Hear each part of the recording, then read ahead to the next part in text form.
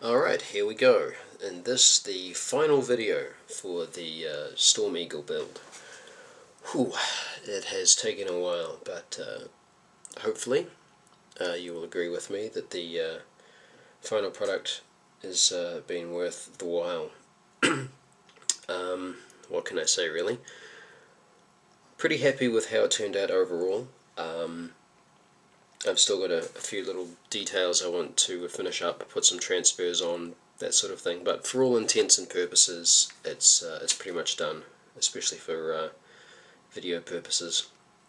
There's still some things that I'm not 100% happy with.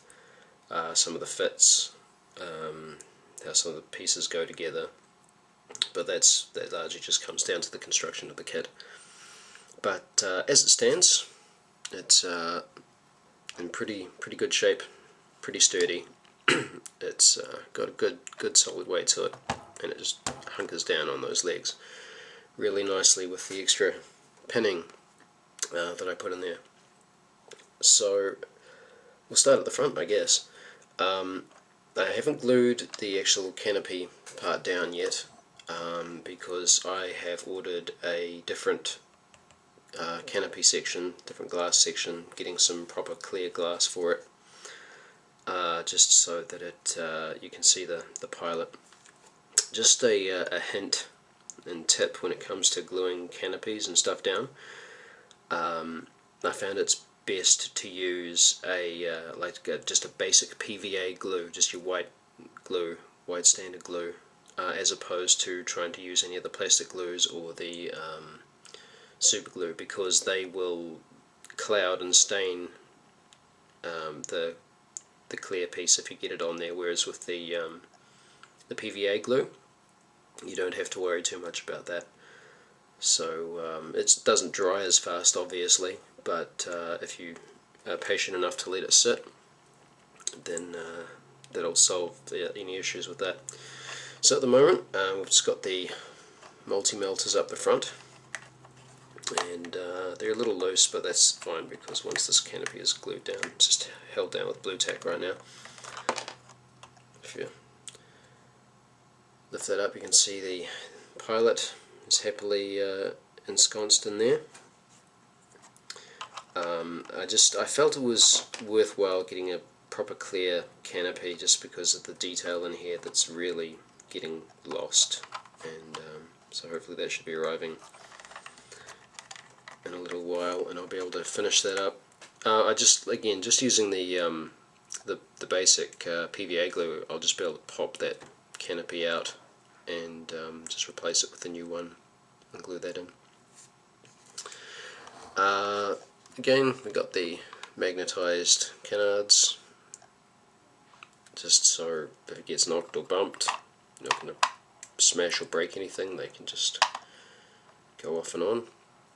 Top hatch isn't glued down. I'm still contemplating whether to get some spare bits to put a Storm Raven turret on here, but at the moment I'm not unhappy with all of that.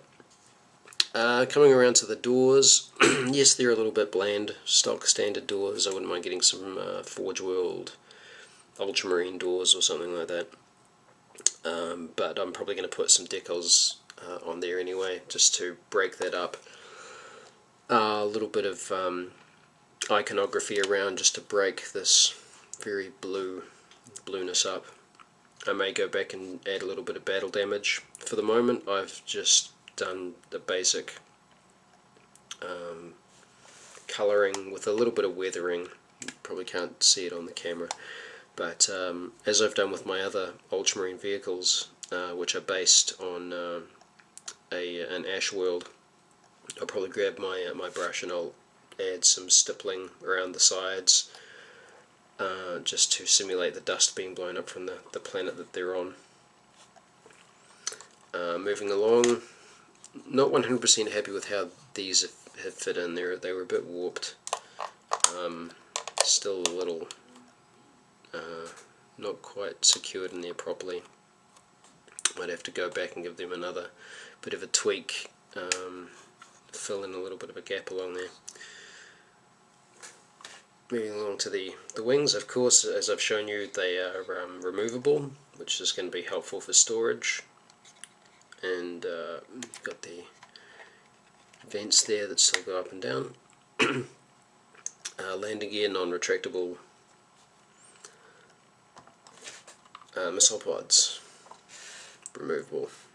As I showed you last time, they've got the magnets on there, so they're a piece which, you know, might get knocked around a little bit, or just you feel like showing a weapon damaged or something like that. And just show that off. The rear section, bottom hatch, not really doing anything fantastic with this, just leaving it as is. It can still theoretically open and close, but it's wedged in there pretty tight, so it's probably just going to stay where it is. The front hatch opens and closes still. Still might do a little bit of build-up work around the side there where it's not quite even. Again, it's got the removable weapons on the sides, so you can swap them out for the Hellstrike missiles. And so yeah, it's the last little bit kind of surprised me when I finally got to the point where I could say, yeah, this is just about done. And then it all kind of came together, and then it was final painting, final details, highlights, all that sort of thing. Honestly, I think, as my final thoughts, I'm kind of just more relieved than anything else to get this done finally. Having a vlog for it, it's a double-edged sword, because on one hand it's a case of, oh man, I've got to get something done this week so I can get it on the video, and on the other hand it's kept me going to, you know, through those rough patches to get something done up on the video, as opposed to my Night Titan project, where I just did that all and put it up once it was finished. So definitely good motivator, but at the same time a little stressful, especially with all the hang-ups and hassles that I had with this, getting it together. I will say that this particular model has probably put me off getting a Thunderhawk model forever. I was a little unsure what sort of size craft I wanted to go with. Storm Raven was just too stubby. Thunderhawk I thought would be way too advanced for me, and having gone through all of this, I'm thinking, wow, yeah, it's probably way beyond my skill set at the moment to deal with something as big as a Thunderhawk. Although I wonder if, you know, being a more established kit, maybe there wouldn't be quite so many issues. But yeah, it's certainly been an adventure. So thank you very much to everyone who's sat down and watched it and paid attention, because it's been a slog. However, the end result, not too bad. I mean, it's sort of, as I said, there's still bits and pieces I'm not too thrilled with. It could require a little bit more work, but for now this will be fine, whooshing over the battlefield, and I think it will fit in quite nicely with the rest of my large vehicles, like the Land Raider and all that sort of thing. So the rest of the finishing up will just kind of be super casual, whenever I feel like it, just touching up, putting some decals on it, maybe print out some custom transfers or something like that, and getting the other weapon options painted up, the missiles for the front, the heavy bolters for the front, and that sort of thing. So there we go. I hope you found this informative and useful in some way.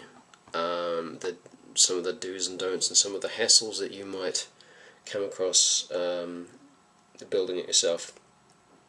For the finished product, I would recommend it, but going in, just be aware that it can be a lot of work, depending on how picky and finicky you are. resin just doesn't seem to like this particular design, particularly the long fuselage all being one piece. However, we've reached the end of the road with that, and yeah, it was worth it, but I'm glad to have it done at the same time. So there we go, guys. Thank you very much. I'm not sure what my next video project is going to be yet. Probably something a little bit easier, to be honest.